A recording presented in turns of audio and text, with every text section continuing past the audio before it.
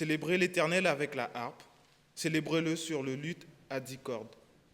Quand on tourne vers lui les regards, on est rayonnant de joie. Chantez-lui un cantique nouveau, faites retentir vos instruments et vos voix. Quand un malheureux crie, l'Éternel entend et le sauve de toutes ses détresses. Louez l'Éternel, car sa bonté pour nous est grande et sa fidélité durera toujours.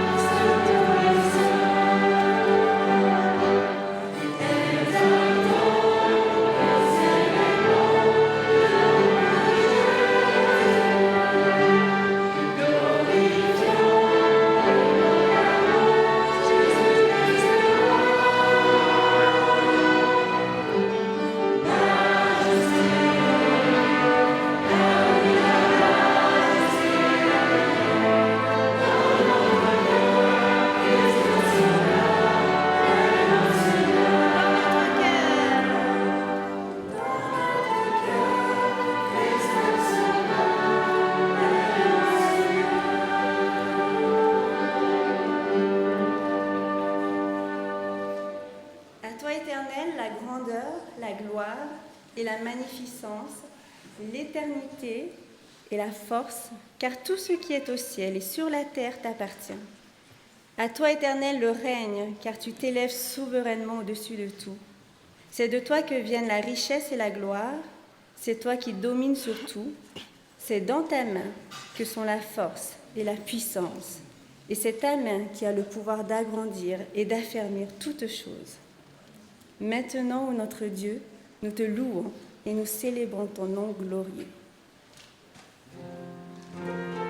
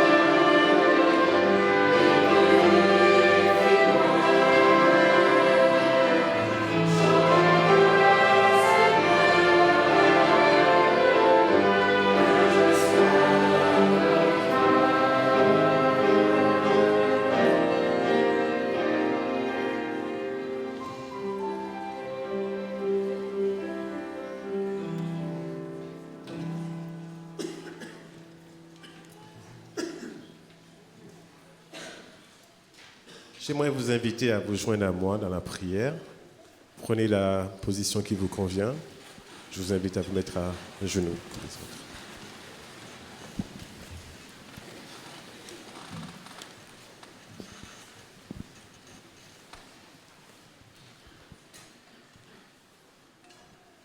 Tendre Père, nous sommes très heureux ce matin d'être présents à cette sainte convocation que tu as faite à chacun d'entre nous. Nous voulons te remercier pour toutes les bénédictions que tu as déversées sur nous durant cette semaine. Et encore aujourd'hui, nous sommes venus en chercher pour pouvoir continuer notre course sur cette terre en attendant ta présence qui sera éternelle quand tu reviendras. Nous voulons te remercier parce que tu as été bon envers nous. Tu as agi en tant que notre Père. Tu nous as nourris. Tu nous as gardés sous un toit. Tu nous as donné la santé pour pouvoir travailler, pour étudier. Tu nous as donné une famille. Tu nous as donné aussi de ceux qui nous aiment. Nous te remercions pour tout cela. Nous aimerions te remercier pour ta bienveillance, pour la façon que tu projettes notre avenir.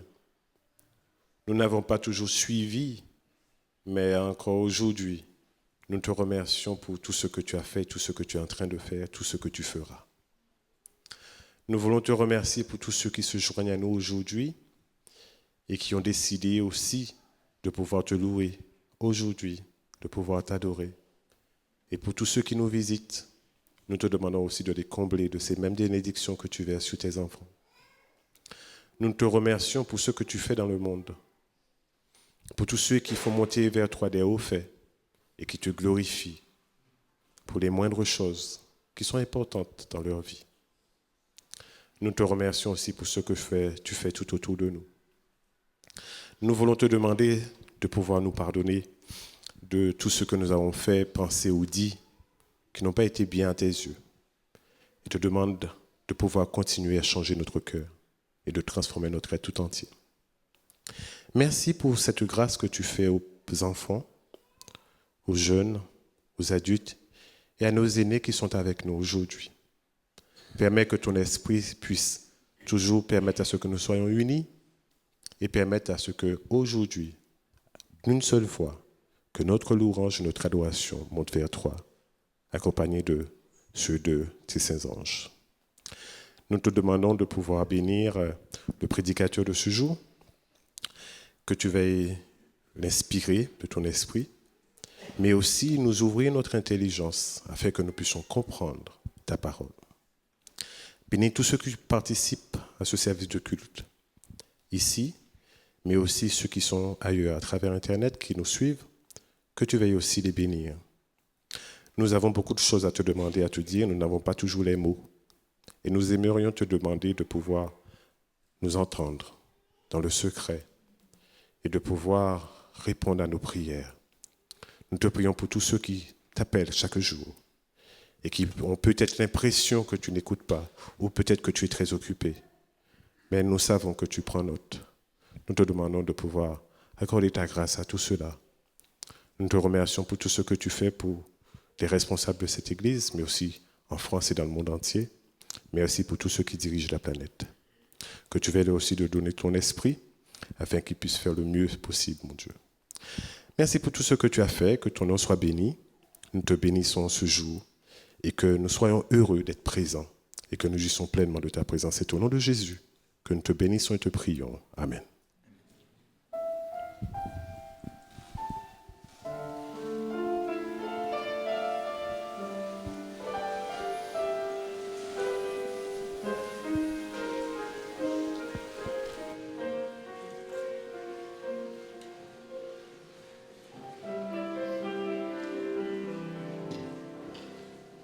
Alors, je sais que les enfants nous attendent.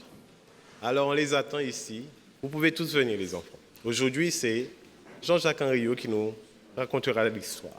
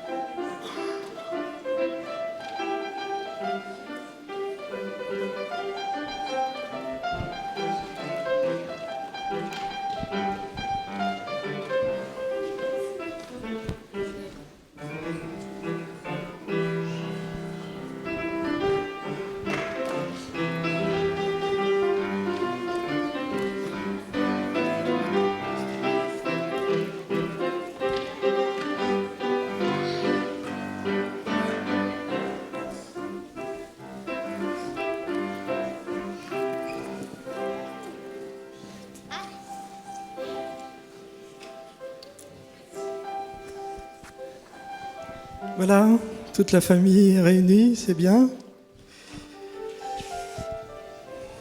J'aime voir vos yeux. Vous en avez de beaux yeux. Aujourd'hui, on va revenir vers Petit Homme. Vous vous souvenez, Petit Homme? Hein? Non, tu ne connais pas Petit Homme? Ah bah, tu vas faire sa connaissance. Tu ne te souviens plus? Bah, je pense que tu vas te souvenir. Petit Homme, c'est un petit garçon comme vous qui a plein d'idées.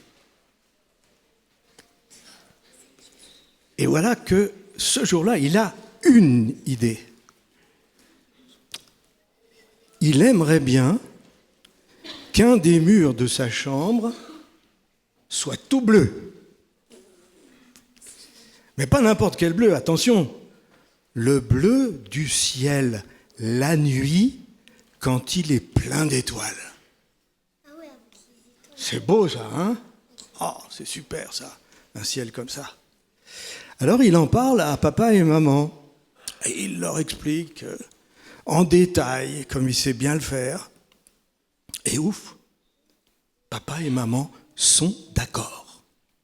Ils sont d'accord à une condition, c'est que ce soit Petit Homme lui-même qui fasse la peinture du mur. Évidemment. Hein? Alors, il y a tout ce qu'il faut dans la maison. Des pinceaux, des rouleaux, du papier adhésif, des vieux draps pour mettre sur le plancher pour ne pas faire de taches, un escabeau, bien sûr. Enfin bref, tout ce qu'il faut. Il reste juste acheter la peinture. Bon, alors on va acheter la peinture. Bien. Et le jour où Petit Homme va peindre son chef-d'œuvre arrive.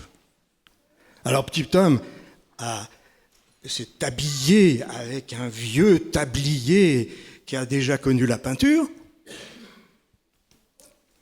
Et puis il se dit, voyons, il faut que je me souvienne maintenant des conseils que papa m'a donnés.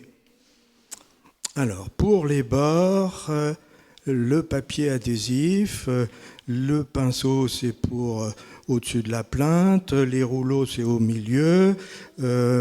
Attention, il ne faut pas que j'oublie de mettre les draps sur le plancher, il faut que j'étale bien tout ça. Oh, ça fait beaucoup tout ça. Hein. Après tout, c'est peut-être pas nécessaire de mettre les draps, hein. Si je fais bien attention, je ne ferai pas de tâches. Hein. La peinture, c'est pour le mur, c'est pas pour le plancher. Hein. Bon. Comme ça, je vais gagner un petit peu de temps. Bon, il ouvre la boîte de peinture, il prend le premier pinceau parce qu'il va commencer par l'angle à gauche, l'angle du mur à gauche. Bon. Alors il prend un petit peu de peinture, parce que son papa lui a dit « surtout pas trop de peinture hein ». Alors il prend un petit peu de peinture, et puis il monte sur l'escabeau et commence l'angle à gauche en partant du plafond. Ça commence bien, ça commence bien. Et il redescend de l'escabeau pour aller chercher un petit peu de peinture. Et voilà qu'il fait une première tâche. Vite, le chiffon! Il se retourne pour prendre le chiffon, il en fait 2 de plus. 3 tâches. Il est désolé, il est catastrophé. J'aurais dû obéir à papa, il m'avait dit, étale bien les draps pour pas faire de tâches sur le plancher. J'ai désobéi. Aïe, aïe, aïe. Le soir arrive, il a fini son travail, il est très malheureux en fait. Évidemment, papa rentre du travail, il se précipite pour voir le chef-d'œuvre de son fils, le beau mur bleu, bien peint. Et la première chose qu'il voit, les papas, c'est comme ça, les taches. Les taches sur le plancher. Et le sourire du papa se transforme en gros yeux, très sévères, qui regarde Petit Homme, et Petit Homme est tout penaud. Je l'ai dit, il est tout malheureux. Depuis le début, il est malheureux parce qu'il a désobéi, il le sait. Papa, pardonne-moi. Pardonne-moi, j'aurais dû faire ce que tu as dit. J'ai désobéi, pardonne-moi. Alors le papa garde un petit instant ses yeux sévères, ses gros yeux sévères, et puis finalement il dit à petit homme, écoute, je te pardonne. Petit homme est soulagé, vous vous en doutez bien, mais pas tout à fait satisfait. Et papa continue, je te pardonne et je vais t'aider à réparer ta bêtise. Je vais t'aider à réparer ta bêtise. Alors, qu'est-ce qu'on va faire ? Il y a plusieurs solutions. On peut par exemple dire on va gratter le plancher, mais si on gratte là, il faut gratter partout. Donc, il faut vider la chambre. Ça fait peut-être beaucoup, hein ? Alors, j'ai une autre idée. On va faire plein de tâches et on va dire qu'on les a fait exprès. Ça fait joli. Bon, c'est pas forcément une très bonne idée. Et petit homme a une idée de plus. Il dit, et si on continuait le mur sur le plancher ? Comme s'il y avait de l'eau dans laquelle se reflétait le ciel. Alors papa, ça l'amuse un peu, mais il dit, après tout, pourquoi pas ? Il y a de la bonne peinture pour plancher. Voilà. Petit homme a fait une bêtise. Il a été pardonné. Mais son papa a fait plus que le pardonner. Il l'a aidé. Il l'a aidé à réparer sa sottise. Ça, c'est un vrai pardon. Et maintenant, le mur de petit homme, c'est un mur extraordinaire. Un mur très original. Vous avez vu beaucoup de murs, vous, qui se prolongent sur le parquet ? C'est quand même assez exceptionnel, ça, hein ? Alors, petit homme était très malheureux. Maintenant, il est très heureux, très content. Et il dit, merci, mon papa. Voilà, vous pouvez rejoindre vos parents.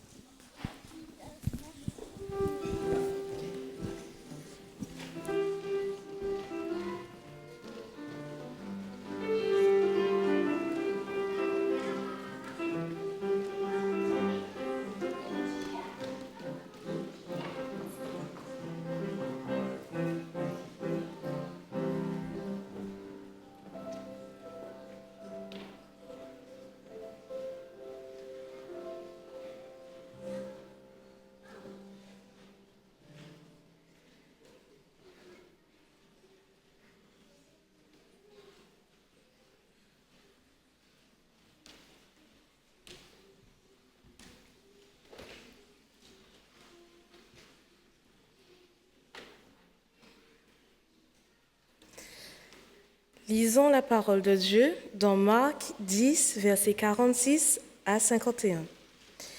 Ils arrivèrent à Jéricho, et lorsque Jésus en sortit avec ses disciples et une assez grande foule, le fils de Timée, Bartimée, mendiant aveugle, était assis au bord du chemin. Il entendit que c'était Jésus de Nazareth, et il se mit à crier, « Fils de David, Jésus, aie pitié de moi !» Plusieurs le reprenaient pour le faire taire, mais il criait beaucoup plus fort, « Fils de David, aie pitié de moi !» Jésus s'arrêta et dit, « Appelez-le. » Ils appelèrent l'aveugle en lui disant, « Prends courage, lève-toi, il t'appelle. » L'aveugle jeta son manteau et se levant d'un bond, vint vers Jésus. Jésus, prenant la parole, lui dit, « Que veux-tu que je te fasse ?» « Rabouni, lui répondit l'aveugle, que je recouvre la vue. Continuons notre lecture dans le second livre de Samuel au chapitre 5, à partir du verset 5 jusqu'au verset 14. À Hébron, il régna sur Juda 7 ans et 6 mois, et à Jérusalem, il régna 33 ans sur tout Israël et Juda. Le roi marcha avec ses gens sur Jérusalem contre les Jébusiens, habitants du pays. Ils dirent à David, « Tu n'entreras point ici, car les aveugles mêmes et les boiteux te repousseront. » Ce qui voulait dire, David n'entrera point ici. Mais David s'empara de la forteresse de Sion. C'est la cité de David. David avait dit en ce jour, « Quiconque battra les Jébusiens et atteindra le canal, quiconque frappera ces boiteux et ces aveugles, qui sont les ennemis de David. » C'est pourquoi l'on dit, « L'aveugle et le boiteux n'entreront point dans la maison. » David s'établit dans la forteresse qu'il appela cité de David. Il fit de tous côtés des constructions, en dehors et en dedans de Millo. David devenait de plus en plus grand, et l'Éternel, le Dieu des armées, était avec lui. Hiram, roi de Tyr, envoya des messagers à David, et du bois de cèdre, et des charpentiers, et des tailleurs de pierre, qui bâtirent une maison pour David. David reconnut que l'Éternel l'affermissait comme roi d'Israël et qu'il élevait son royaume à cause de son peuple d'Israël. David prit encore des concubines et des femmes de Jérusalem après qu'il fut venu d'Hébron, et il lui naquit encore des fils et des filles. Voici le nom de ceux qui lui naquirent à Jérusalem: Shammua, Shobab, Nathan, Salomon. Amen.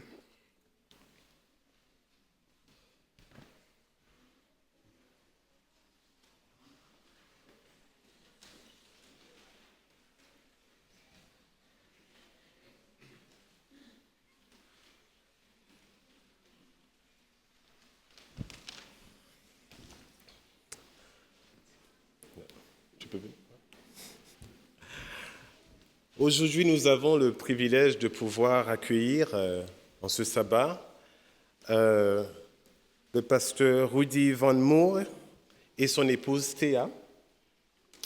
Vous avez normalement 4 enfants, 3 filles et 1 garçon, et 10 petits-enfants qui vous rappellent votre éternelle jeunesse. C'est ça? Rudy est pasteur et docteur en Ancien Testament. Il a fait des études de théologie dans notre faculté à la fin des années 60. Il a été précepteur aussi à Beausite, lorsque Beausite était la résidence des jeunes de moins de 16 ans. Il a enseigné à l'Université adventiste d'Avondale, en Australie, puis dans la faculté de théologie protestante de Bruxelles. Il en a aussi été le doyen. Il est pasteur retraité. Rudy Van Moor est actuellement le secrétaire de l'association pastorale de la Fédération belgeo-luxembourgeoise et il enseigne régulièrement un cours de théologie de l'Ancien Testament dans notre faculté au niveau Master 2. Je ne me suis pas trompé. Nous te souhaitons la bienvenue et nous t'écoutons. Merci. Merci, Eric.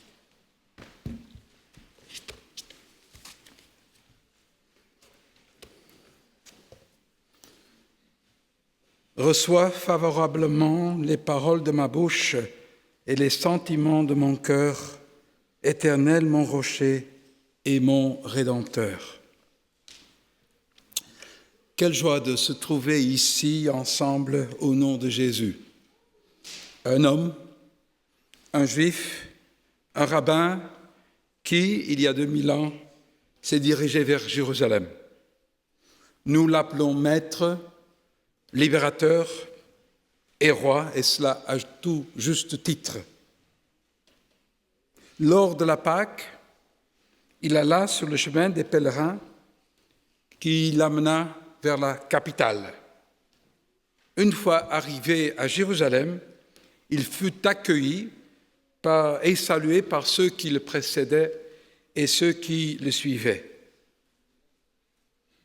Baruch haba b'Shem Adonai, béni soit celui qui vient au nom du Seigneur. Béni soit le règne de David, notre Père, qui vient.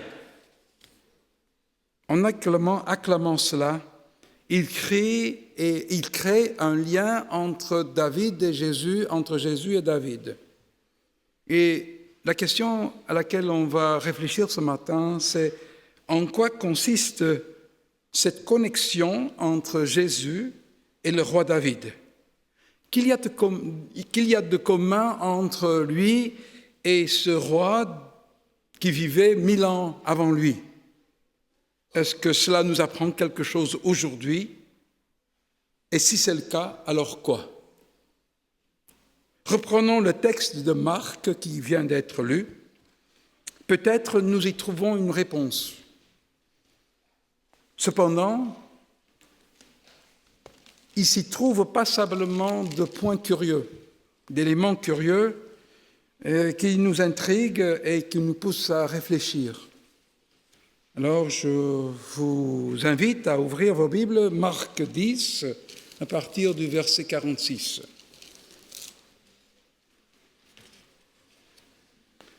Tout d'abord, ils arrivèrent à Jéricho, et lorsque Jésus en sortit, alors je ne sais pas, c'est fort curieux. Marc annonce qu'il arrive à Jéricho, et puis qu'il en sort. Il ne fait rien là.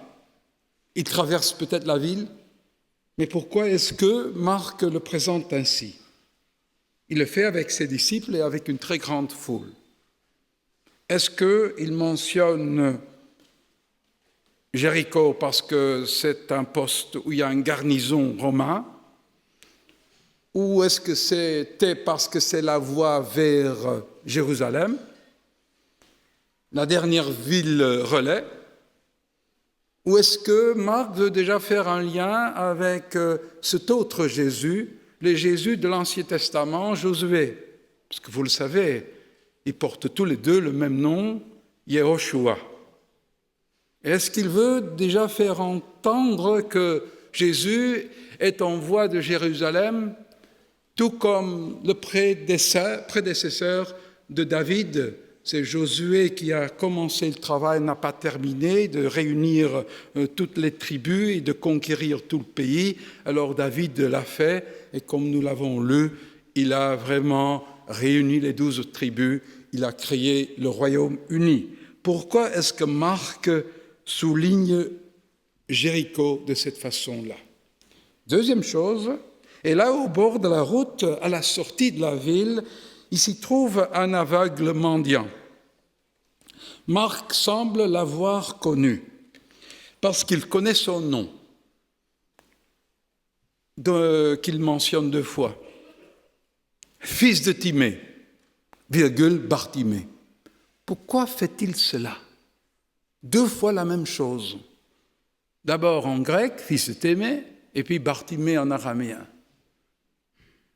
En principe, on le retraduit, on a fils d'impureté. Le fils d'impureté. Marc y met l'accent. Toutes les autres personnes dans l'évangile selon Marc qui sont guéries par Jésus n'en sont pas présentées par leur nom propre, uniquement Bartimée. Il doit y avoir une raison spécifique.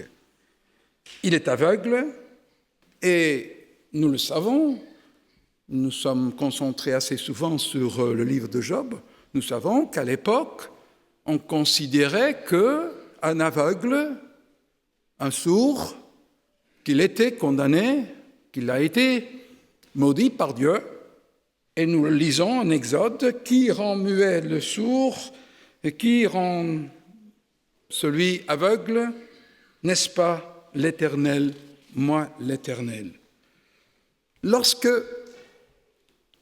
l'aveugle entend Jésus, et là vous le savez que ce verbe en hébreu est tellement important, et il revient à chaque coup dans l'Ancien Testament, et il est prononcé par les Juifs 3 fois par jour, par ceux qui prient, Shema Yisrael Adonai Eloheinu Adonai Echad. Shema, lui il entend que Jésus de Nazareth passe. Chose intéressante, il n'entend pas que c'est le fils de Marie qui passe ou le fils de Joseph qui passe, ce que nous voyons dans d'autres évangiles. Non, il s'agit de Jésus de Nazareth. Et alors, quand il entend cela, alors il commence à crier.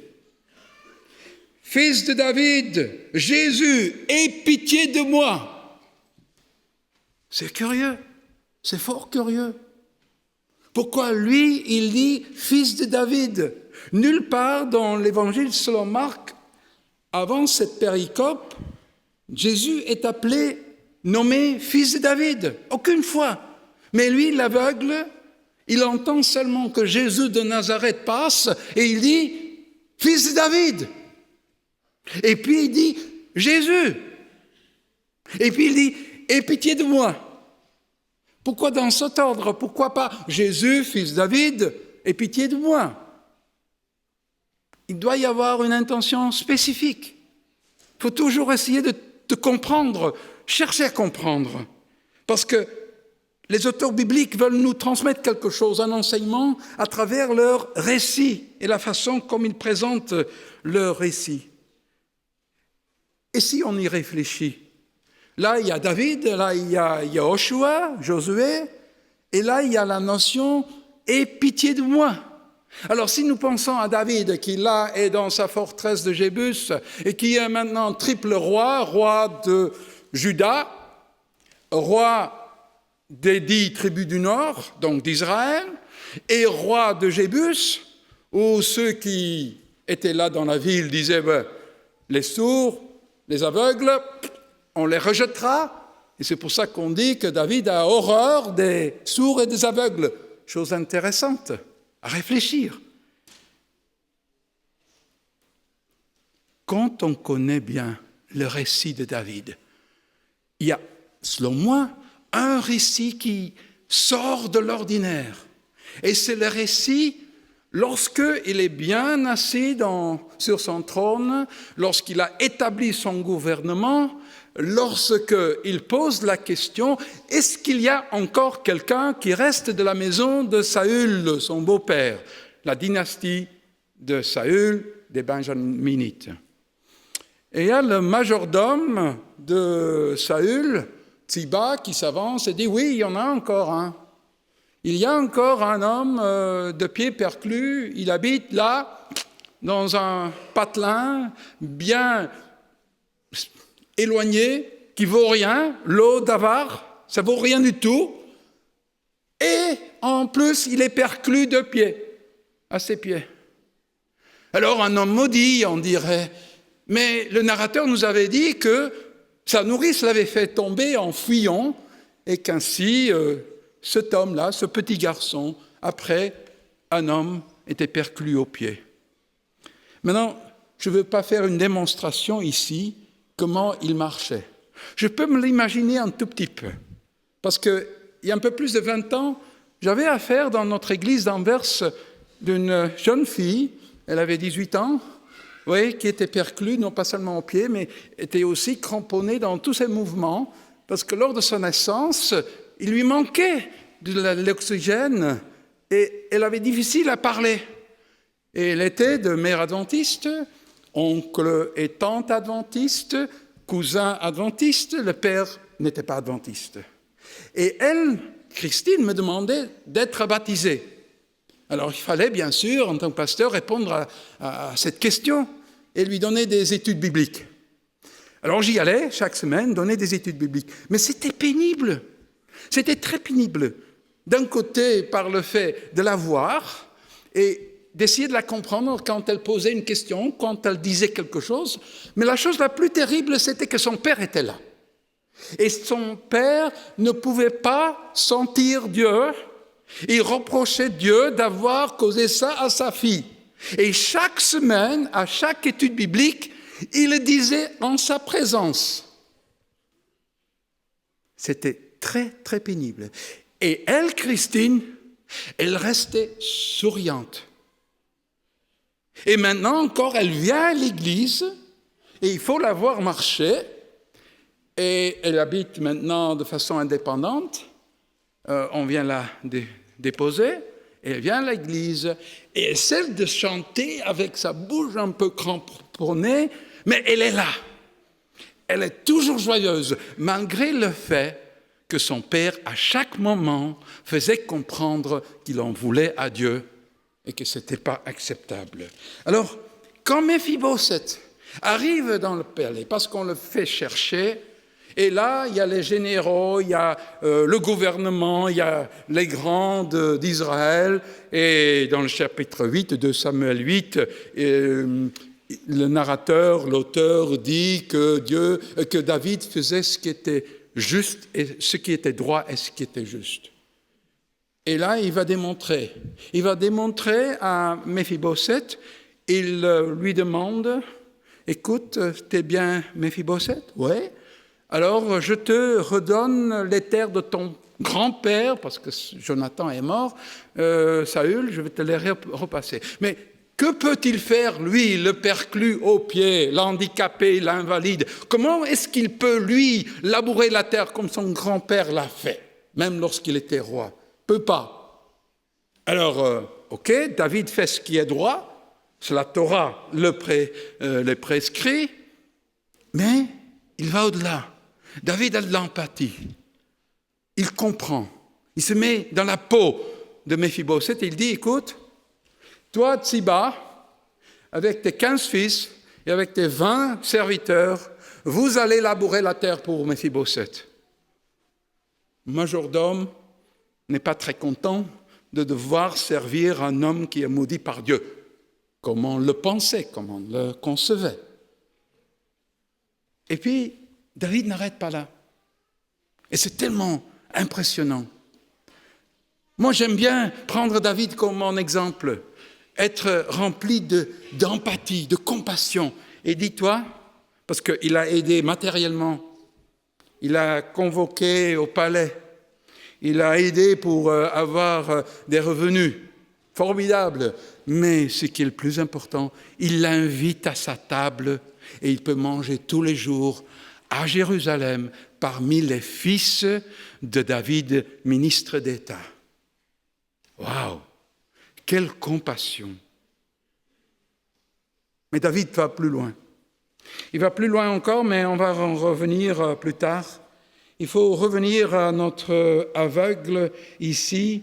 Plusieurs le reprenaient pour le faire taire. Alors permettez-moi une expression que j'ai appris à Beausite quand j'étais moniteur à l'âge de 19 ans. Oui, au fond, il disait « écrase-toi ». Pardon, c'est du français, j'ai compris. Mais il faut qu'il se taise. Il le bloque, un blocus. Voilà. Pourquoi est-ce qu'il peut parler? Pourquoi est-ce qu'il ne peut pas parler? Pourquoi est-ce qu'il ne peut pas s'adresser à Jésus? Est-ce qu'ils ont peur des Romains? Parce qu'ils sont tout près. Quand ils voient une foule, les soldats sont là.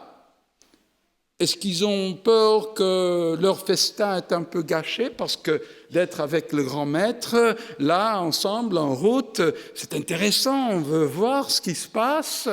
Oui. Ou est-ce qu'ils pensent que ce maudit, de toute façon, n'a pas droit d'approcher de Jésus? Un peu comme les apôtres qui ne veulent pas que les femmes et les parents viennent avec leurs enfants. Jésus, il n'entend pas. Il ne l'a pas entendu. C'est pourquoi que notre ami, notre Bartimée, le fils d'impureté, le maudit, il crie une deuxième fois. Il crie cette fois-ci plus court, plus condensé, « Fils de David, aie pitié de moi, aie compassion de moi ». Et là, Jésus l'entend. Là, le verbe « entendre ».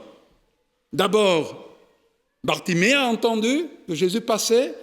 Maintenant, c'est Jésus qui entend. Et Jésus dit « appelez-le ». Chose intéressante, de reconnaissable. Quand un patron, tout d'un coup, s'intéresse à un des ouvriers qui est toujours poussé de côté, qui est considéré comme un peu minable, tout d'un coup, les collègues, quand ils voient que le patron, le CEO, s'intéresse à un tel gars, tout d'un coup, ils ont de l'intérêt et ici, ils font un bon travail parce qu'ils l'approchent de lui et, s'adressent à toute sa personne. D'abord, émotionnellement, prends courage, disent-ils. Puis physiquement, lève-toi. Et puis, cognitivement, ils disent, il t'appelle. Tu te rends compte? Le maître t'appelle. Très curieux. Mais ce qui est encore plus curieux, c'est que l'aveugle Il se lève, il bond sur ses pieds, il enlève son manteau, il le jette. Ça, c'est pas normal. On enlève son manteau quand on a compris que le prêtre a indiqué qu'on est guéri. Lui, il enlève déjà son manteau avant qu'il ne sait qu'il soit guéri. Au fond, peut-être, il voit déjà, il comprend déjà qu'il est guéri. Et alors, il s'adresse à Jésus, Rabbi, en araméen, Rabouni. Est-ce que c'était un ancien élève de Jésus? Parce qu'il en a eu plusieurs, pas seulement les 12, il a eu les 70, il y en a eu d'autres. Est-ce que c'est un ancien élève qui est tombé aveugle? On ne sait pas. Alors, chose intéressante, c'est qu'il ne demande rien à Jésus. Il a déjà crié « Aie pitié de moi !» Et c'est Jésus qui dit « Que puis-je faire pour toi ?» Tout à fait contraire à Jean et Jacques qui, eux, demandent « Est-ce qu'on peut être assis à ta gauche et à ta droite pour régner ?» Ici, Jésus se met dans une position « Comment est-ce que je peux te rendre service? Comment est-ce que je peux te servir ?» Et alors, il ne demande pas pardon. Il a déjà bien compris. Il demande simplement que je puisse voir. Cet homme-là devait avoir demandé multiples fois à Dieu pardon par ses stupidités, ses fautes, ses péchés, peu importe, parce que c'est là qu'il a compris qu'il est aveugle dans l'esprit du temps, dans la réflexion de l'époque, qu'il a péché, sinon il ne serait pas aveugle. Et puis Jésus dit, ok, ta foi aveugle, ta foi croyante t'a sauvé. Et puis, encore chose curieuse, c'est que Bartimée le suit. Il le suit sur le chemin. Si vous connaissez l'Ancien Testament, ça veut dire qu'ils se mettent au service de Jésus et ils se mettent en chemin non pas n'importe où, mais là, à Jérusalem. Donc voilà des choses qui touchent, en tout cas, me touchent. Et il faut expliquer davantage ce lien entre Jésus et David, sur cette question de compassion et de pardon. Parce qu'au fond, il a pardonné, mais il n'a pas dit « je te pardonne ». Au fond, moi j'ai appris d'une psychologue, c'est pas bien de dire « je te pardonne ». On vient te demander de pardonner la personne qui vient, qui s'approche. Et alors, en quelque sorte, si on dit, et bon, je ne suis pas psychologue, pas du tout, mais si on dit « je te pardonne », on se place quand même à une position supérieure et l'autre reste quand même encore avec son problème de culpabilité parce qu'il vous a vexé, il a fait autre chose, etc., etc.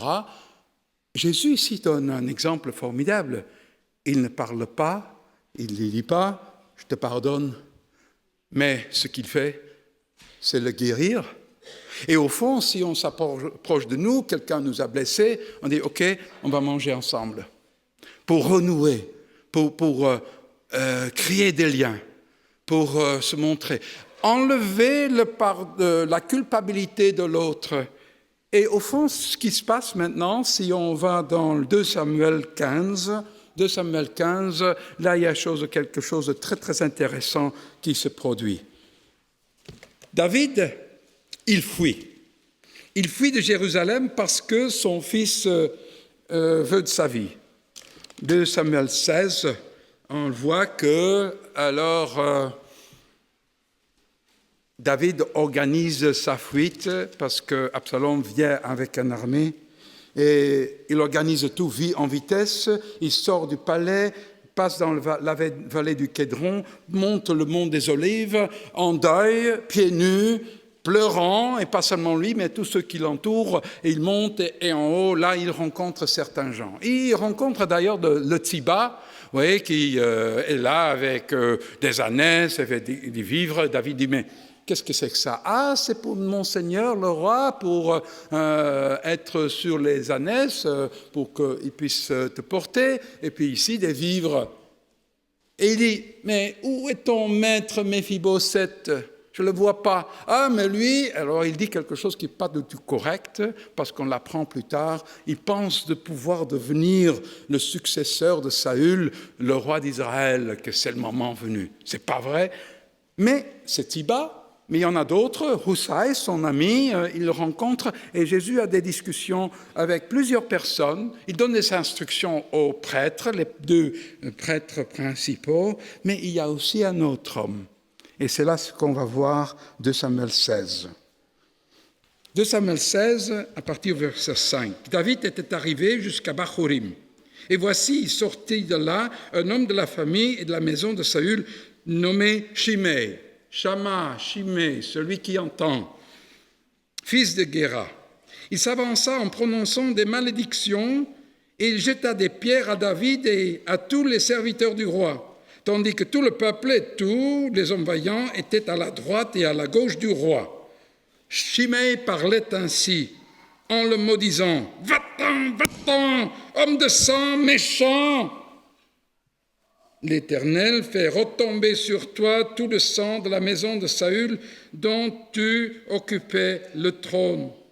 Et l'Éternel a livré le royaume entre les mains d'Absalom, ton fils. Et te voilà malheureux comme tu le mérites, car tu es un homme de sang. Alors Abishai, fils de Tseruah, c'est le frère de Joab, le général, dit au roi, « Pourquoi ce chien mort maudit le roi, mon Seigneur, laisse-moi, je te prie, aller lui couper la tête. » Daesh.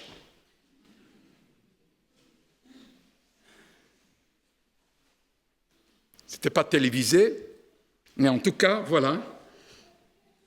Alors, chose intéressante, c'est que le roi, il dit, « Qu'ai-je à faire avec vous, fils de Tseruya? S'il maudit, c'est que l'Éternel lui a dit, maudit David, qui donc lui dira, pourquoi agis-tu ainsi? Et David dit à Abishai, à tous ses serviteurs, voici mon fils qui est sorti de mes entrailles, on veut à ma vie. À plus forte raison, Benjamite, ce Benjamite, laissez-le qu'il maudisse, car l'Éternel lui a dit, peut-être l'Éternel regardera-t-il mon affliction et me fera-t-il du bien en retour des malédictions d'aujourd'hui. Ce qui me frappe, c'est que David ne s'adresse pas à Shimei.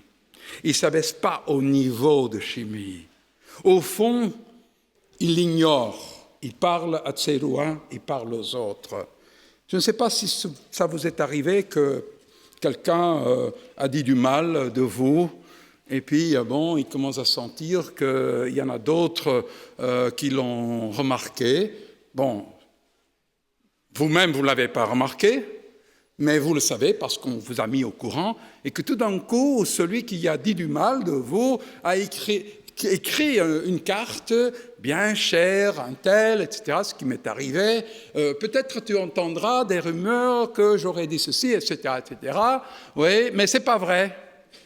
Alors que je savais que c'était vrai. Alors je n'ai pas répondu. Bien des années plus tard, je le raconte à un ami, et l'ami dit, « Tu as très bien fait, on répond les imbéciles par le silence. » Au fond, David fait ça. Il ne répond pas. Il répond à propos de lui, à propos de ceux qui sont autour de lui. Oui. Mais la chose est intéressante, c'est que David et ses gens continuèrent leur chemin et Shimei marchait sur le flanc de la montagne près de David et en marchant, il maudisait, il jetait des pierres contre lui. La première intifada. Rien de nouveau sous le soleil. En tout cas, on continue, on voit que la bataille se fait.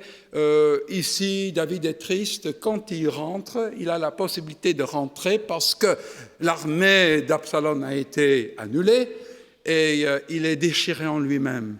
Parce qu'il est content, il est heureux de pouvoir rentrer, de se remettre sur le trône, mais il est déchiré parce que son fils est mort, son bien-aimé, son fils, Absalom, mon fils, il est mort. Et alors, il arrive là, et je vous invite de passer au chapitre 19, et les versets 16, et à partir de là, Shimei, fils de Guéra, benjaminite, qui était de Bachorim, se hâta de descendre avec ceux de Juda à la rencontre du roi de David. Il avait avec lui 1000 hommes de Benjamin, et Tsiba, le voilà de nouveau, serviteur de la maison de Saül, et les 15 fils et les 20 serviteurs de Tsiba. Ils passèrent le Jourdain à la vue du roi. Le bateau mis à la disposition du roi faisait la traversée pour transporter sa maison, et au moment où le roi allait passer le Jourdain, Shimei, fils de Guéra, se prosterna devant lui. Et il dit au roi, « Que mon Seigneur ne tienne pas compte de mon iniquité, qu'il oublie que ton serviteur t'a offensé le jour où le roi, mon Seigneur, sortait de Jérusalem, et que le roi n'ait point égard, car ton serviteur reconnaît qu'il a péché. Et voici, je viens aujourd'hui, le premier de toute la maison de Joseph, à la rencontre du roi, mon Seigneur. » Alors Abishai, celui avec son épée, fils de Tséroua, prit la parole et dit, « Shimei, ne doit-il pas mourir pour avoir maudit loin de l'Éternel ?» C'est l'homme qui veut faire pratiquer la Torah, parce que la Torah dit, quand on maudit soit Dieu, soit le roi, il faut l'exécuter. Alors là, maintenant, mon souffle se retient. Je reçois des frissons sur ma colonne vertébrale. Écoutez ce que David dit. « Qu'ai-je à faire avec vous, fils de Séruya, et pourquoi vous vous montrez aujourd'hui mes adversaires? Aujourd'hui, ferait-on mourir un homme en Israël? Ne sais-je donc pas que je règne aujourd'hui sur Israël ?» Et le roi dit à Shimei, maintenant il adresse la parole, « Tu ne mourras point. » Et le roi le jura. Waouh! Waouh! Un homme qui a fait tant de tort, en public, a insulté le roi, a jeté des pierres à lui, l'a maudit, etc., etc. Et David, il pardonne. Et c'est ici, je vois le lien entre David et le fils de David. Non pas Salomon, pas Absalom, mais Jésus, le fils de David. C'est ici que David, il pardonne. Et Jésus, à son tour, il pardonne Bartimée. Magnifique. C'est magnifique, c'est beau. Ça me touche. Alors nous, on a vu Jésus sur son chemin avec ceux qui l'accompagnaient. On a vu David sur son chemin avec ceux qui l'accompagnaient. Et nous, notre chemin dans notre vie, avec ceux qui nous accompagnent, nos aimés, notre ami, nos amis, nos enfants. Alors, est-ce que nous avons le droit, nous, de crier? Bartimée criait, et le Seigneur peut nous entendre parce qu'on est là, plus que 2 ou 3. Est-ce qu'on a le droit de crier ou est-ce que je dois me taire? Est-ce que je m'identifie à Shimei, à Bartimée, ou à quelqu'un d'autre, un pécheur impur, quelqu'un qui a été blessé, qui est solitaire, qui est malheureux? Est-ce que je dois me taire ou est-ce que je peux crier? Est-ce que j'ai blessé d'autres personnes? Est-ce que je les ai négligés, ignorés, rendus malheureux? Quelle est mon impureté? Je vous le demande, essayez de vous répondre à vous-même. Quelle est votre impureté? Moi, je connais la mienne. Est-ce qu'on est devenu aveugle? David, il hait les aveugles et les sourds. Est-ce que je suis devenu muet? Jésus aussi, il les hait parce qu'il enlève leur aveuglement. Il veut les rendre entiers de nouveau. Il veut relever. Il n'est pas là sévère et il ne dit pas à Bartimée, mais dis donc, t'es aveugle, qu'est-ce que tu as fait? Allez, confesse. Ah, pas question. Comme le père aimant de la prodigue, de la parabole. Je ne l'appelle pas parabole du fils prodigue, mais je l'appelle la parabole du fils aimant. Quand il le voit, il court vers lui, il met les bras autour de lui, il l'embrasse. Il ne lui dit pas « Hé, dis donc, tu sais ce que tu m'as fait en public? Tu m'as tué publiquement, socialement, émotionnellement ?» Non, il l'embrasse. Waouh! Alors, c'est ça qu'on peut attendre. Et Bartimée, nous avons entendu, fils de David. Ouais. Rabouni. Oui. Yehoshua. Vous savez ce que ça veut dire, le Seigneur sauve? Il libère. Il nous libère de tous nos poids. Pourquoi ne pas nous rendre vulnérables? Pourquoi ne pas, à l'intérieur de nous, répondre à cette question que Jésus nous pose? Qu'est-ce que je peux faire pour vous? Comment est-ce que je peux te rendre service? Pourquoi ne pas dire simplement « Je voudrais être débarrassé de ce qui m'empoisonne, ce qui m'écrase. S'il te plaît. » Il s'agit de confesser, de confesser. Et pour terminer, mes amis, nous ne devons pas rester ni aveugles, ni invalides, ni sourds. Je vous invite à trouver un dernier passage dans le prophète Ésaïe 55. Le prophète Ésaïe 55. Nous ne devons pas rester aveugles. Ésaïe 55, le verset 3. « Prêtez l'oreille et venez à moi. Écoutez, Shama, écoutez, et votre âme vivra.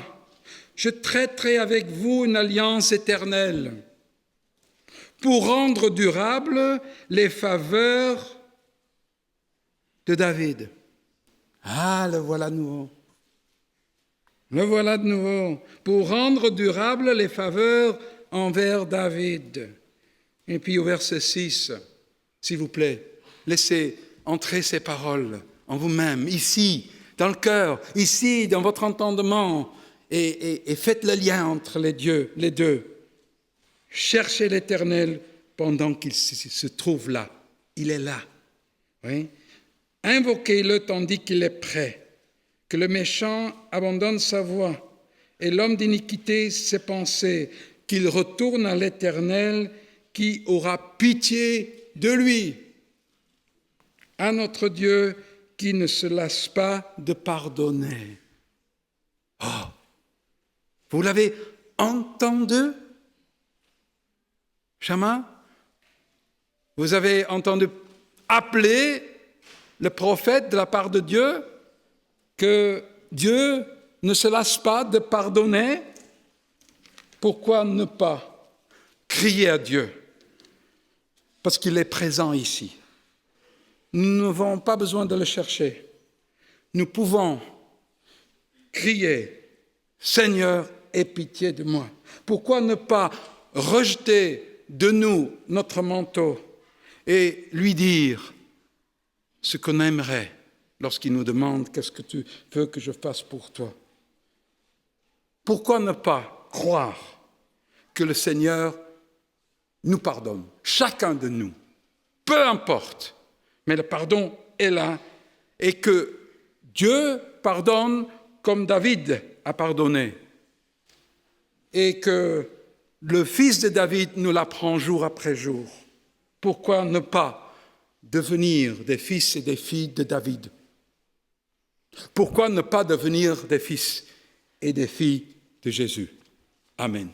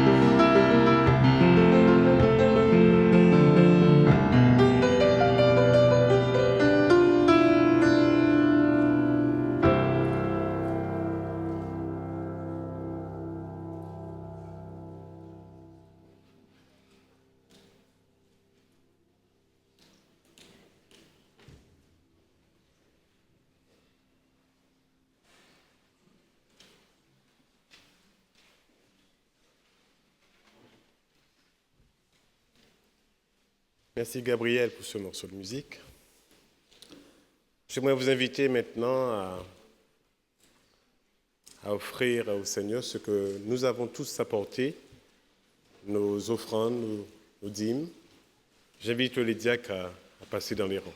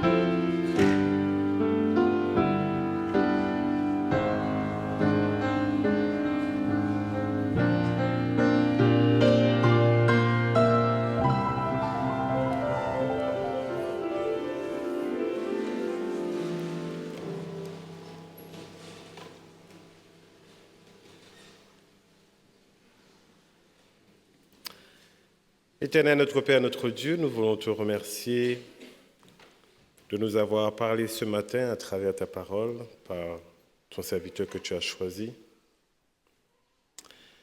Et tu nous rappelles comment tu désires que nous devenions des hommes comme Jésus, qui a pris aussi comme modèle ton Fils Jésus-Christ, pour pouvoir libérer ceux qui sont captifs, pour envoyer ceux qui sont opprimés, pour aussi pardonner ceux qui nous offensent.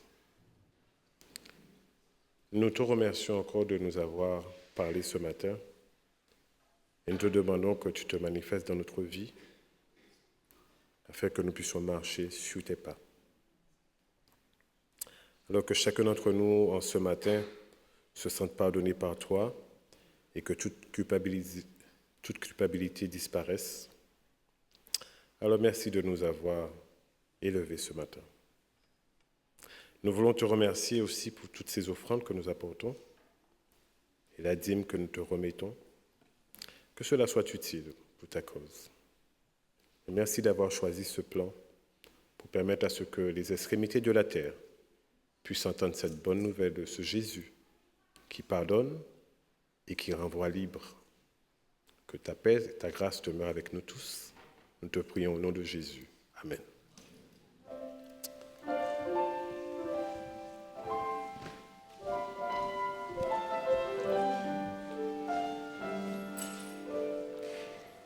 Eh bien, comme notre Dieu ne se lasse pas de pardonner, demandons-lui de nous aider à faire de même, afin que nos vies le glorifient.